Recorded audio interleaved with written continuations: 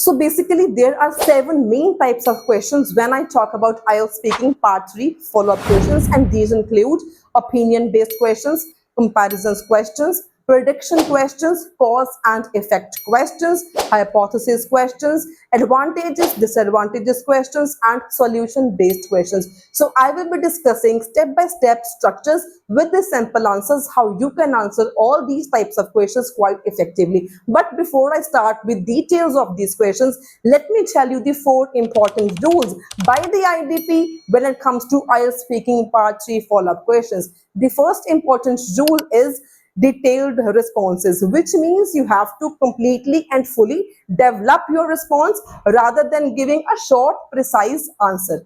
Second important point is cohesion and coherence, which means again you have to logically organize your ideas by using linking words like firstly, secondly, additionally, or lastly.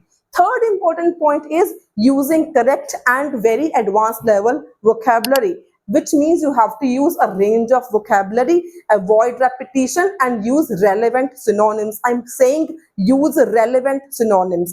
And the fourth important point is grammatical range and accuracy. That means you have to use variety of sentence structures, which include simple, complex, compound, and you have to ensure correct grammar usage. So these were the 4 rules by the IDP, which will help you to speak your IELTS part 3 follow-up questions more effectively.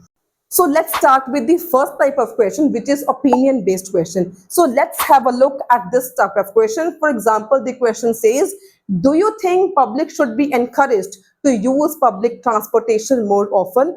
So first of all, let's discuss the structure of this type of opinion type of question. So here you have to clearly state your opinion first of all, then you have to provide a reason for your opinion, and you have to add an example. Simple. Opinion, reason, example. So now let's have a look at the sample answer. So you can clearly state your opinion by saying that yes, I firmly believe that people should be encouraged to use public transportation more frequently, as it helps to reduce traffic congestion, more importantly in the urban areas. For example, in London, the underground system of transportation has significantly decreased the number of private vehicles on the roads.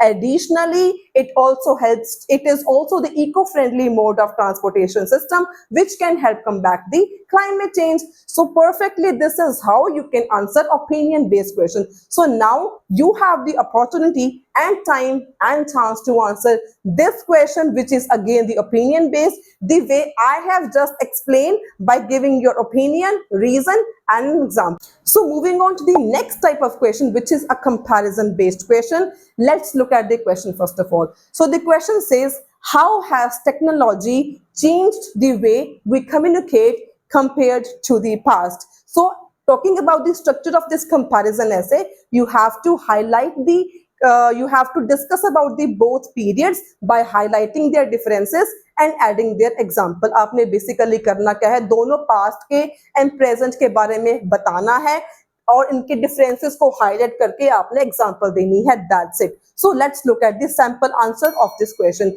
So इसको आप कैसे लिख सकते हैं? So you can write it as, in the past, people mainly relied on letters and face-to-face communication, which could be time-consuming. However, with the advent of technology, communication has become more instant and efficient. Now we can send emails and write text in seconds, whereas letters could take days or weeks to reach their destination. Moreover, video calls have replaced the long-distance relationships, which help us to staying in touch with our loved ones, who are living away from us. So how efficiently, how effectively and fluently you can answer these questions, this is the exact way. Now, the question for you is this. How you can answer this question, let me know in the comment box. So let's move on to the third type of important question, which is the prediction-based question. So let's take an example first of all. So the question is, how do you think work-life balance will change in the next decade? So talking about the structure, so what you can do, talking about the structure, you can predict the changes, explain why, and add relevant consequences or relevant examples. So let's look at this sample. So here you can write, I think work-life balance will improve in the next decade.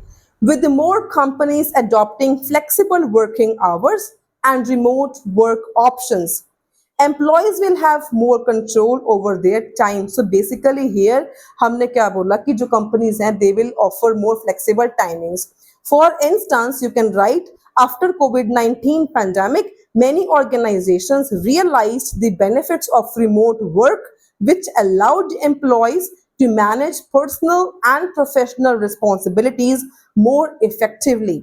So, as technology continues to evolve, I believe this trend will continue, allowing people to have a better balance between work and personal life. So, if you will keep these structures in your mind, it will be easy for you to frame and extend your answers. If I talk about IELTS speaking part 3 follow-up questions, today in this video, we have discussed mainly three types of questions, which includes opinion-based questions, comparison questions, and prediction questions. And last prediction question, the homework for you is this question. You have to frame this question the way I have just explained by using the proper structure and approach and applying the 4 rules given by the ITP. So if you find this video helpful and informative, do give it a thumbs up.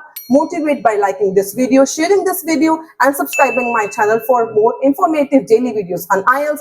Until then, stay happy, stay healthy, and all the very, very best for your IELTS exam.